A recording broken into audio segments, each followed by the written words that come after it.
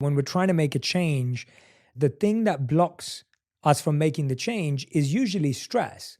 If I'm trying to be a kind, loving, compassionate person, but I'm stressed out, I'm likelier to be snappy and rude and condescending. If I'm trying to be healthier in my diet, but I'm stressed out or burnt out, I'm going to reach for the sugary food or the carbs and the fat. Like, that doesn't come from anything else but stress. To take away the feeling. To take away the feeling. Take away the feeling, right? Yeah. So let's get real clear, because I think it's important for people to understand when we're talking about stress and we're talking about living in survival. It's so important to name those emotions, because anger and frustration and control and hatred and envy and jealousy and insecurity and unworthiness and guilt and shame and suffering and depression, those are all derived. Those are emotions that are derived from the hormones of stress. And psychology calls those normal states of consciousness. Those are altered states of consciousness. Because in stress, the physiology is that we're knocked out of homeostasis. We're knocked out of balance because we're perceiving some threat, some danger, some emergency. And so the stronger the emotion you feel to whatever stressor there is in your life, the more you pay attention to it. And so in time, then, you have to keep your attention on all the important elements in your life. So you sit down to do a meditation. And when you're living in stress and you're living in survival, there's only 3 things that are important in that moment. Your attention is on your body because you got to preserve it. Your attention is on something in your environment. And what's in your environment? People, objects, things, places. And you're very preoccupied with time. And when you're in stress and you're in survival, the brain goes onto a default mode, and it's naturally trying to predict the next moment based on what it's learned in the past. And so as you always try to forecast the future based on your memory of the past, you can't be in the present moment, right? So, and yet our model of change, what we discovered is that the only way a person can change is when they get beyond their body, they get beyond all the elements of their environment, and they get beyond that predictable future and familiar past, and they sink into the present moment, which is the unknown.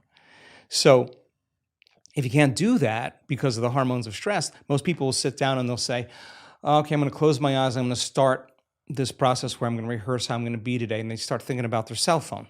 They start thinking about all their emails, and they start thinking, I can't meditate. There's something wrong with me. It's my mother's fault, And they actually believe that thought to be the truth. And then they get up and they actually reaffirm it, and they say, I can't meditate.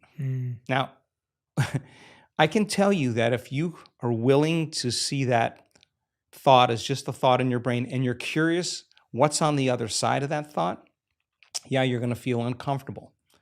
But if you had some tools and skills to apply, and you were able to take your attention off your cell phone and settle your body back down into the present moment, that would be a victory.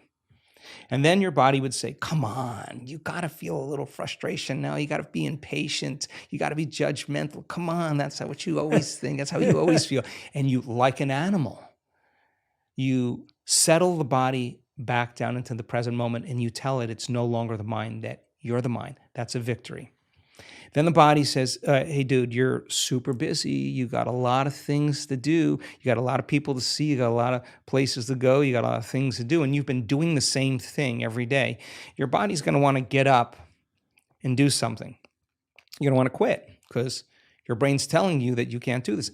If you had the awareness to settle the body back down into the present moment, you would be executing a will that's greater than the program, because most people lose their free will to those programs. And it's that tedium in the beginning that is an uncompromising will, where you keep training the animal to stay, to take all of its attention off the environment, to get beyond all the cravings, the feelings, the habits of the body, the drives of the body, and catch yourself defaulting to that predictable future, bringing your body back into the present moment, siphoning energy back, your attention into the past based on those familiar emotions of the past. We've discovered that if you're willing to do that for just a few days, you could actually liberate an enormous amount of energy from your body.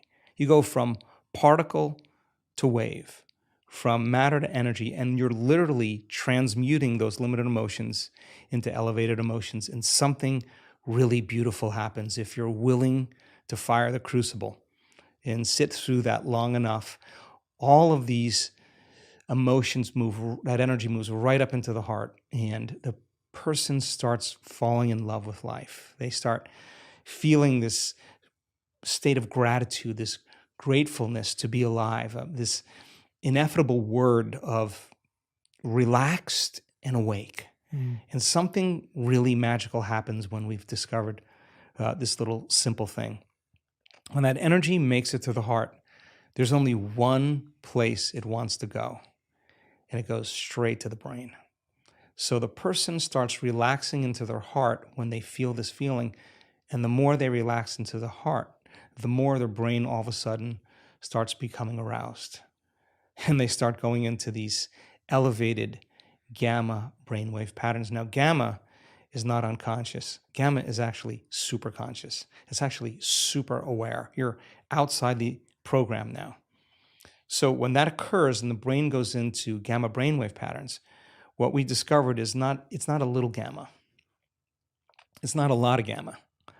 It's not a whole lot of gamma. It's a supernatural amount of gamma. And we start seeing these brainwaves where we see theta start carrying alpha, and alpha starts resonating with beta, and beta starts creating high beta, and high beta starts creating gamma. And you see these standing waves of brain coherence happening.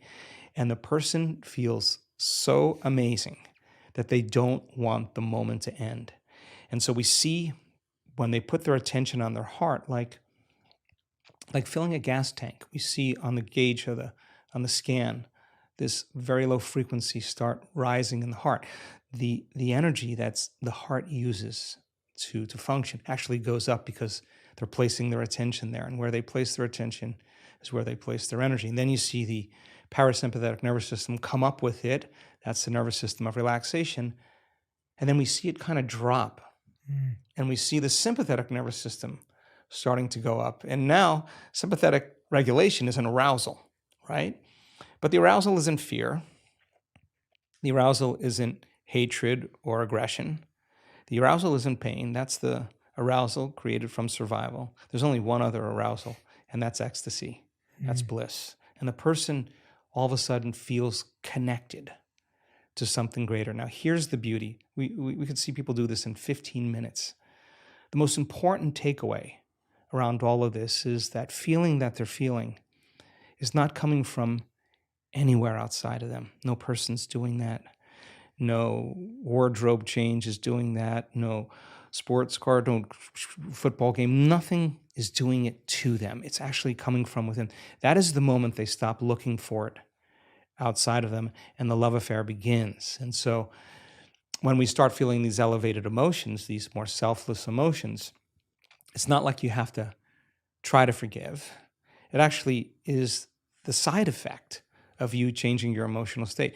You no longer want because you feel so whole. How could you want anything? So we started interviewing people when they had these moments, and they had such an incredible amount of love that they felt. We measured their oxytocin levels, their love chemicals are very elevated. The amount of gamma in terms of coherence was 200, 300, 400 standard deviations outside of normal in coherent gamma. Now, 3 standard deviations outside of normal in gamma is about 2% of the population. 200, 300, 400, a lot of energy in the brain. So the brain all of a sudden is receiving an enormous amount of energy. So we've discovered relaxed in the heart and awake in the brain. And that process of transformation is your willingness to sit past that thought, past that emotion, and keep training the animal. And sooner or later, you can recondition it to a new mind. And the system for this new mind and this journey that you're talking about is meditation. Like, this is coming through a meditative practice. Is that similar to the breathwork meditation practice that you just did research on, or is that totally separate? These Wow. Okay. two, yeah. Yes. So our week-long events are a full immersion experience. We've done the largest studies on meditation that have ever been done, just because we have a community of 1,800 people that come to an event that are going to be getting up at the same time, doing the same thing pretty much making the same food choices in pretty much a big laboratory, right? And so our discoveries in working with 1,800 people in measuring brain waves, their brain function before and after the event, measuring their gene expression before and after the event. We're measuring 2,882 metabolites in their blood. We're measuring DNA expression. We're measuring urine. We're measuring saliva. We're measuring the energy of the room. We're measuring everything. And meditation, in a sense that it's not in the traditional way. What we do is we look at what really works. We're actually looking to say, well, that's something that we can actually see a change in. So we teach meditation 3 ways: to become familiar with your old self and to become familiar with your new self. That's what the word meditation means, familiarization, to become familiar with. So we use that model for change. To slow your brain waves down and get beyond your analytical mind is meditation. And you teach your body how to do that. And we've discovered a formula that simply makes it very easy for people to do it. You practice it, you'll get good at it, just like anything else you practice. So to get beyond the analytical mind is another way to reprogram ourselves.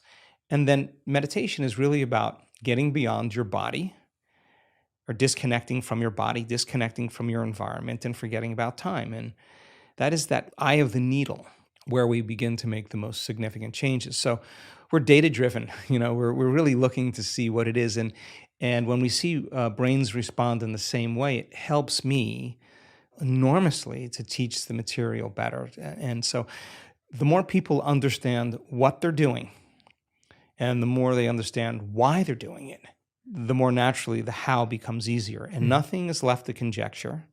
If nothing is left to superstition or dogma or even spiritual, traditional words. Use science as the contemporary language to demystify that process.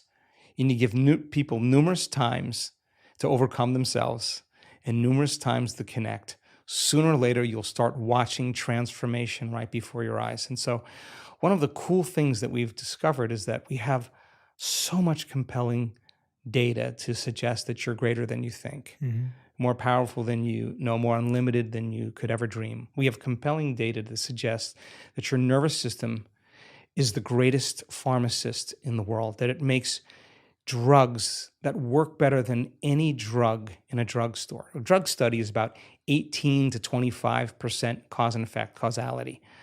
Our data is between 75 and 85% cause and effect. This is a person creating their own pharmacy of anti-inflammatories, their own pharmacy of anti-carcinogenic chemicals, their own pharmacy of pain relievers. We're seeing this over and over again. So we have this incredible data that says that this is no longer pseudoscience. This is really science. The side effect of a person's transformation has changed my belief in what's possible. I have seen people stand on the stage with stage 4 cancers that were in every single organ in their body that metastasized, and they have no sign of cancer in their body. And we have data that suggests that you put the blood of an advanced meditator in a uterine cancer cell, a pancreatic cancer cell, 70% of the mitochondrial function in the cancer cell is diminished. And the mitochondria is the energy packets of the cell. It's taking energy out of the cancer cell. It works perfect with what we're seeing with the testimonials that people are telling around the world. We've seen blind people see, we've seen deaf people hear, we've seen people with spinal cord injuries walk again, we've seen ALS change, we've seen all kinds of unbelievable health conditions changed by a person simply changing the way they think, the way they act, and the way they feel.